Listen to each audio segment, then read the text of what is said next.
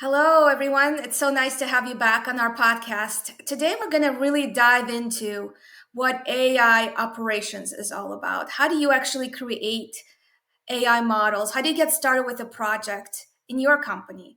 Today, we have a really special guest with us. Anatoly Melamud has done just that. He's an AI architect that designed a transportation and logistics AI system. And he's had a lot of learnings as a result of that. We want to share those learnings with you today so you can do something similar or not make the same mistakes along the way. So, Anatoly, how are you today? Yeah, I'm doing fine. Thank you, Vicky, for the introduction. So, looking forward to conversation, which pretty much excites everybody. So, and I know creates a lot of hype and interest from the larger community. So, There is a lot of hype around it, and it sounds all great. And then when people actually get into it, they run into a lot of interesting issues, and you've kind of come across them and resolved them. One of the challenges I think out there is really around data because machine learning is based on data, and how do we actually make sure that the data we're using for these models is clean? How do we go through the process of identifying the data that we actually need? yeah, thank you, Vicky. Excellent question. Yes, data is the kind of beginning of this AI journey. So, every time you think AI, first you think about the data. So, and the data could come from different sources in different formats, like structured, non-structured data, georeference data. So, it's a lot of different sources may contribute to the AI implementation. So, when you look at the data at large, so everybody realizes, especially now with all this chat GPT availability to people, so data comes with issues of trust, and this is one of the biggest issue of quality. So you want to really feed correct data which could be trusted, and which basically reflect the values people have, and reflect the reality first of all. So because a lot of data comes from kind of derivation interpretations, so we know the Mhm. foundation of reality, which basically in what we see outside of our windows, is then derived and goes to different interpretations of variation. So that's kind of saying that it's saying what is really like the reality, what is really the fact, what is really the truth, and the data you can trust. So it's a lot of issues around that. You talk a lot about data you can trust. So, how do you identify? What does trust mean when it comes to data? Yeah. The trust means many times different things to different people. So, but of course, you want to have a valid test, right? So, test which being approved. So, you start with the test and pretty much understand the how you're going to test the data, run it by different people, get some kind of consensus on what is the test is going to be, right? So that's most important part. So that's is involve as many people as you can from business engineering community, from your customers, and kind of show them this is how I'm going to test, and communication is the key here. So nothing can validate the data, but the good, very well developed, defined test. So the testing suite should come first, and definition of the trust should come from the test. So if you accomplish that and the trust is established through the quality testing of what you're trying to understand, then you can go basically and apply the test to your data. And the test will basically make consideration whether you passed or fail the test. Okay. So it sounds like it's really kind of cross collaborative effort. And it's probably the most important thing you do because that's really one of the first things that sets up your product that you're creating for success. Correct, correct. And it's a lot of things you cannot define to, because as we all know, AI is kind of uh, learning from the data. So make sure when you look at data, after you develop test, you look at all the data sources, and put some quality check again test at the front where the source data is coming from the source, because later in your process, after machine learning algorithm or any AI algorithm start processing that, it's very hard to extract the data, understand the derivation of that, because some of this like black box. So you establish trust at the source when data is not being massaged or not being changed. So you establish all your check and balances and testing there. It's most important to understand in this process. You basically have to build the system which your correction of noise, correction of data perform faster than the data itself. In other words, like back to the kind of foundation of computer science, which comes with the Shannon law, is basically saying the noises could basically eventually, if you have too much noise in your system, so at the receiving part of your system, which is AI, produce kind of prediction or regression or classification, at that time it's very hard to determine what is true data, what is not, right? Especially for people who like want to increase productivity, quickly apply your data. If you don't have the time on the receiving part, your customers may not have the time to actually do the quality checks as fast. So it's important to establish all test and balance at the source. So make sure your incorrect data don't get to your machine learning algorithm, to your system. So that's kind of fixing data, establishing quality at the source of the data, and that's extremely important. So that's one of the kind of rules we establish when we start building the system. Don't try to catch it later as part of your established machine learning algorithm. It's impossible because again, it's a black box and learning process in general. So people talking about explainability of AI, explainability of machine learning algorithm, but when they talk about explainability, so pretty much they're missing, I think, the point that machine learning actually impacted by the source of the data. So it's too late to try to worry about explainability or fixing after machine learning algorithm establish some kind of regression or classification. So the lesson learned is basically establish your quality checks at the source. Yeah, so clean your data, make sure you have the right testing in place. Don't try to do it later on because then it's much harder to figure out which is good data, which is bad data. So spending time up front gathering requirements is really, really critical. Tell us Yeah. about another thing that you maybe learned now that your system is in operations and running with the customers. What are some of the things that you're learning as a result of that deployment?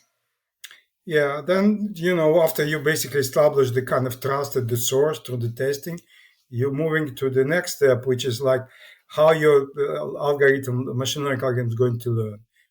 How much data is enough for it to learn, right? So people saying the more data you basically feed into your system, the better is the quality of your solution, which is pretty much not always the case because it's more about understanding how basically your data relate to each other. So this is mathematical foundation of data being correlated. So if you feed, let's say, correlated data like from different sources, pretty much they mean same thing. So they create bias of a large sampling issue versus like smaller. So what is important, like sometimes very small subset of data becoming more important for the process of learning, developing quality solution than the larger scale volume. But if you mix everything, like large volume of correlated data, smaller volume of data, which basically more important, more impactful. So the large volume of data is always going to be, eventually or more important to the machine learning algorithm than the smaller amount of data. So you should always, when you feed system to the algorithm, you should understand first of all, how basically you calibrate your data, right, between different sources. So in other words, how you basically provide samples which could be, could reflect the reality of the system you feed into, to your algorithm. So And I and think you've that's had a really extremely like important. great example of that around the systems.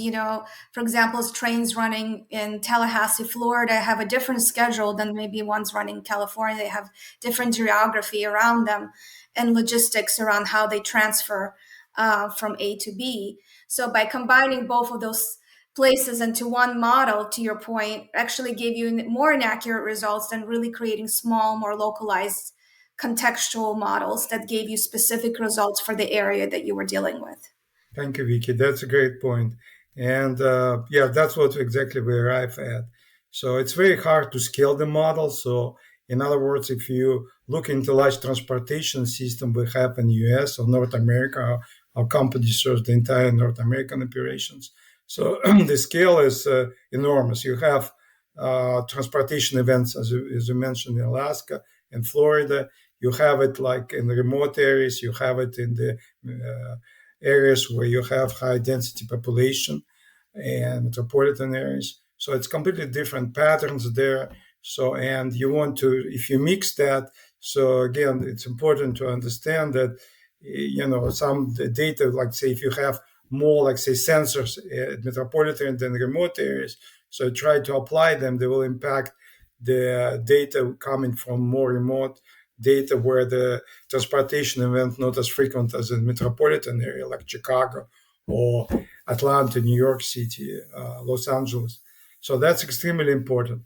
So that's where we basically try different models and eventually arrive at the point where localized models means like the smaller kind of more homogeneous type of system we apply algorithms to or develop regression models and classification models against, the better is the quality in general.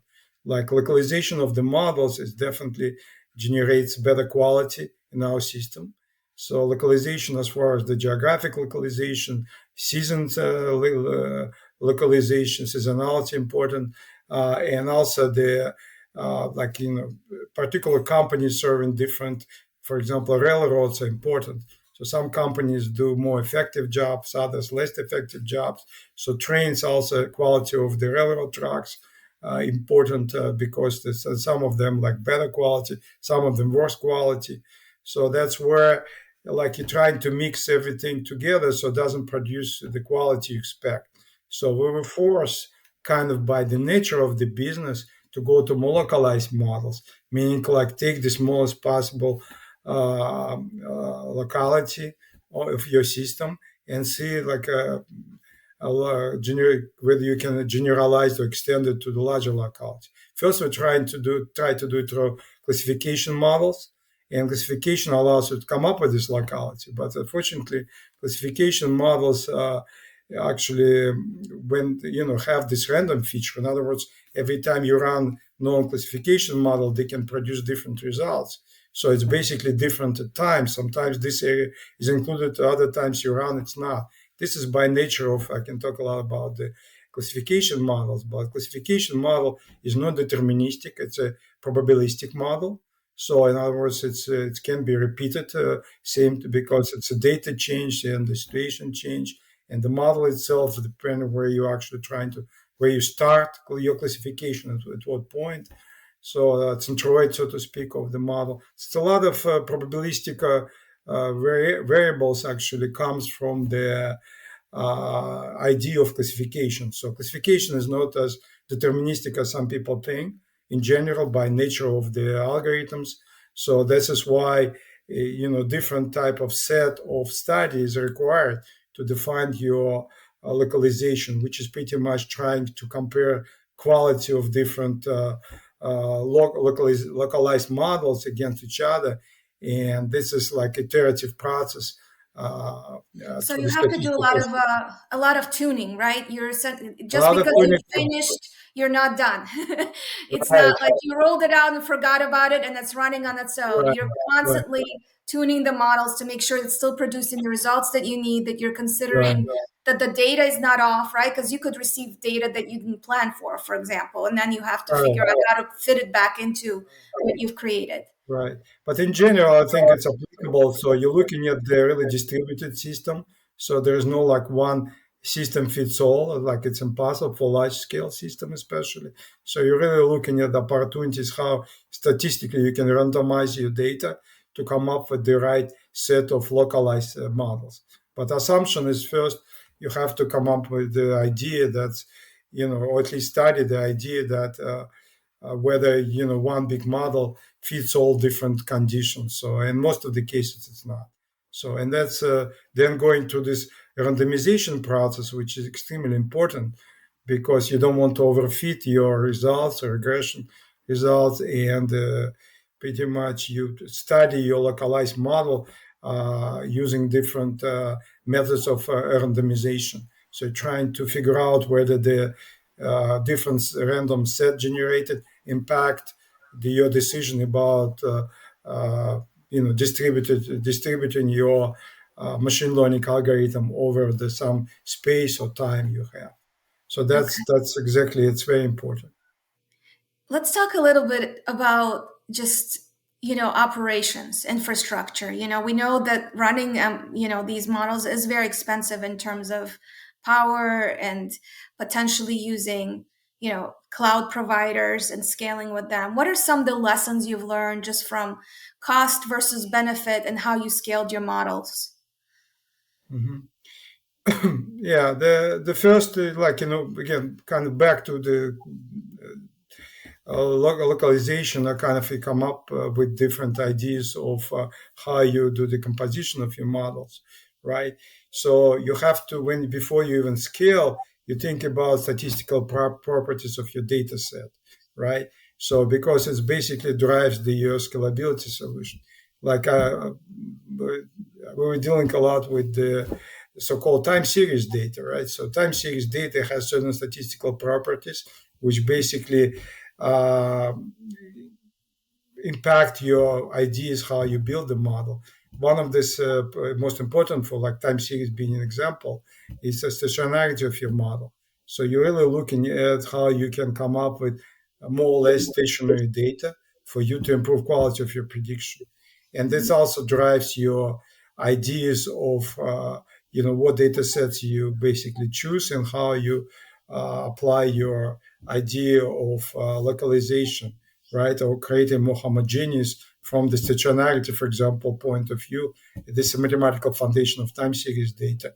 So if your data is not stationary, so it's like it's even, statistically, you cannot even apply your regression or machine learning model. So a lot of the localization and the scalability issues come after you kind of learn your data distribution. It tells you I have to create, let's say, 2 million models.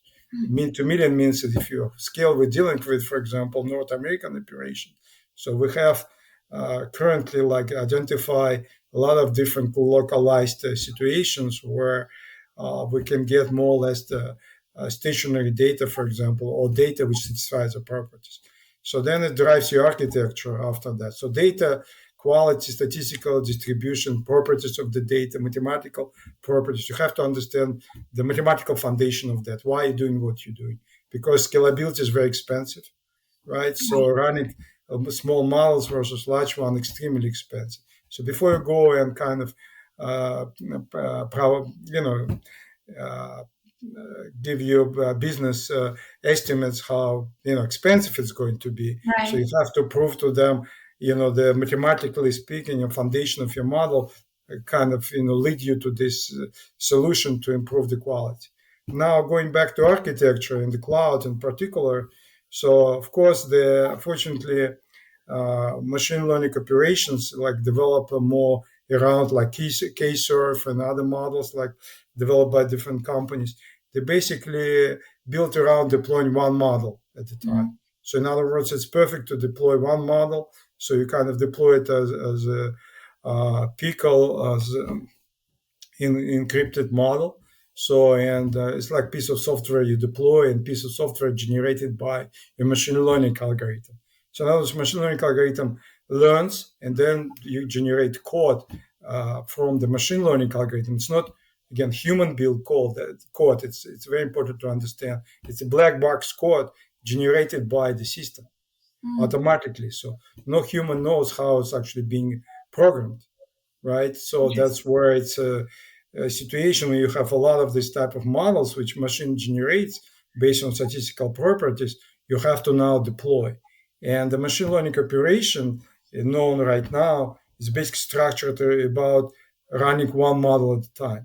So in other words, you have this piece of code generated by the machine learning algorithm, and you have to deploy it, right, as one model. What if you have millions of these models? How you deploy it, how you scale it, right? And as we know, like systems, like our system, first of all, architecture of our system, we deploy in cloud and we deploy in Kubernetes. So everything we do is elastic Kubernetes services. So to provide scalability.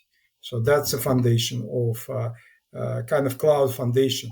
So it's not just cloud, it's EKS, it's Kubernetes service, microservices, so to speak, architecture. So now basically you have a lot of these paths, pretty much you have to deploy millions of microservices, which basically serve your model. And we know the limitation of the hardware, right? Like, from hardware piece, it says we cannot deploy more than 100 paths or 100 microservices. If you have million, like divide million by 100, so basically you have 10,000 potentially hardware cloud, right, which is extremely expensive. You have to deploy just to deploy a model. In addition to the data processing and pre-processing, post-processing of your AI, and try to make it in real time. Scale means you need replica for every, providing high availability. So it requires you not just to have real-time performance, but also to have replica. In other words, for every path, you have to create replica path. So it's a doubles number of like your paths you have to deploy. So is replica like disaster recovery solution? Is that kind It's of a high availability solution. Means if one, it has to be like one part, like, deploying this model fails, another picks up, right? So you have kind of two at the same time. You create so-called redundancy, which yeah, allows you to have like 24 by 7 operations. And this right. redundancy, of course, brings twice, not twice, or some people do three times as many resources, capacity requirements to your business. It's becoming extremely expensive to deploy it. So that's where we build a framework which allows us to scale. I can talk about that if if there's Yeah, I any mean, interest. yeah, that we can definitely go into more details on that. You as tell us through kind of take us through your thought process. You kind of ran into, you had to figure all this out from scratch, the high availability, how do you scale? What are some of the questions as others listening to this and they're trying to build these models? What are some of the questions or best practices they should be thinking about in terms of deploying these models? Yeah, first you need to, like, as an architect or any architect or people involved in deploying this model, they have to think about how these models are going to be used. How many of them you're going to be used concurrently? It's very important. Like, not all, millions are going to be engaged like at the same time, right? So let's say you have 3 millions of trains, let's say running, right? And they don't constantly generate events. So let's Right, say out of them, like, 20% of them generate events in real time. So your concurrency requirements, like, from like suddenly from millions goes to tens of thousands or even lower, right? So what is the real time model? How many of them? So you study this distribution, you study your peaks, where the peaks, like, at night running trains, or it's based during the day, or during the peak season versus off season, or if there is like rain or snow, train don't, move as fast. So that's where you have to constantly be aware of the situation. So your main goal is basically looking at the peaks, right, and working through the peaks. So if you can handle your peaks of your model usage, so you right, can basically can handle everything else. But then what's happening with this is that it means it's like you cannot predict you can basically study the peaks, but you may not always predict where exactly it's going to happen. So one of the ideas basically which allows us to save, of course, the obvious solution is like, have like unlimited cloud space. right. Some people think about, oh, I have cloud, I have unlimited. It's not true. It comes at the high cost. So now you're trying to address that with idea of auto scaling. So in other words, it's more compute on demand. So you let system figure it out how many hardware pieces it needs. So you implement auto scaling solution, and that's if you in real time you if you're in real time you cannot basically be too smart about the what's going to happen, right? Because you have to be 24 by 7 in operation from high reliability standpoint. So auto scaling is the best solution. So basically in our system scale like from 100% to 10% and again to 100%, and it's all done through auto scaling automatically. The challenge with autoscaling, it sounds great, but challenge with autoscaling is good for stateless paths, stateless microservices. Every time you deal with stateful microservices, so basically scaling up and down is basically losing your data state, right? So that's where you have to basically come up with the solutions. Again, I can talk about that, where your stateful services, which has to be maintained. And let's say you create a state which is not used at this particular time, right? But still keeps your computing resources occupied because you cannot just, let it go from the system, right? So that's where the challenges are: how you manage your state with the caching type of solution, and at the same time, or just save it to a database and then recover from database, and how expensive it's going to be, and how what's going to be impact on performance. So a range of different solution is different from like stateless service and stateful services, because stateful services represent the biggest challenge for auto scaling. You cannot just let a part go if it's not used, like it's assumed in auto scaling cloud implementation. It's somewhat a challenge. So definitely stateful services has to be managed through different set of paths and solution. You deal with it depending on your requirements, real Yeah, time. you definitely have a lot of experience as you went through this. I'm sure you uncovered new ways of doing things. And I would just love, we have a few minutes left in this podcast. I would just love for you to kind of summarize, you know, kind of things you thought about, or maybe things you came across, or any advice you would have for our audience as they get started. Yeah, it's kind of going through our conversation. You ask very good questions, Vicky. So going through our conversation, so quality first, right? Understand your data, understand data distribution, understand statistical properties, understand mathematics really well of your model, what kind of mathematics you engage in, like time series data versus, any other data or models you can apply. So, and then going through this process very carefully, and then understanding to what extent you can scale and how it impact your quality. What's important, what's not important. Calibrate your data always. Don't let kind of volume kill your system, because you have more of this data. It's less expensive than this data, more expensive data. So that's a kind of work around going through the machine learning operation or AI operations, so like in real time. So basically, your data, your mathematical properties of your data, your quality, kind of lead you to scalability requirements, high availability requirements, how you manage stateful services. This is where you come up with the architecture, which can be kind of based, of course, on the trade-offs deployed in cloud. And from my experience, Kubernetes, Elastic Kubernetes Service is the best scalable solution you can afford. But there is some, of course, complexity comes with the applying EKS, like being small versus monolithic system. So, and then pretty much after that, if you system test performance, test quality, don't assume assume from the beginning data drift and model drift. It means as new data comes, you have to monitor your model quality, you have to monitor your data quality, and apply different retraining opportunities.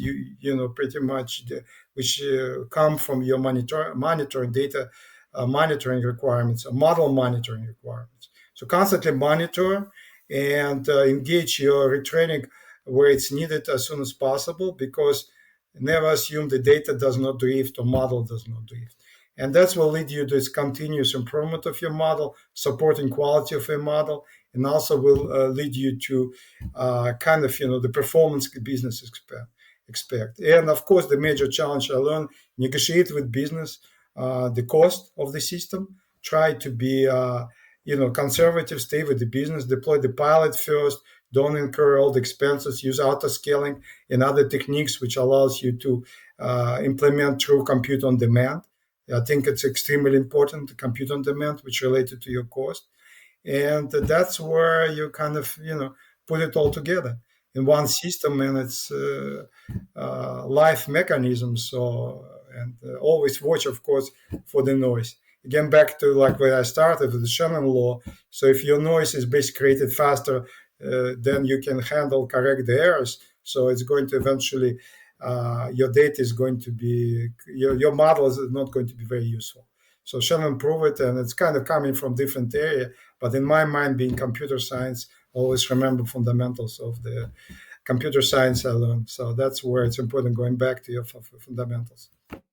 Thank you. This is perfect. This is a great, way for people to get started because now they don't have to kind of go through all the learnings. They can learn from you and the models and what you've experienced and apply it to themselves. So thank you so much for your time today, Anatoly. It's been a pleasure to have you on this podcast. Take care. Thank you. Thank you.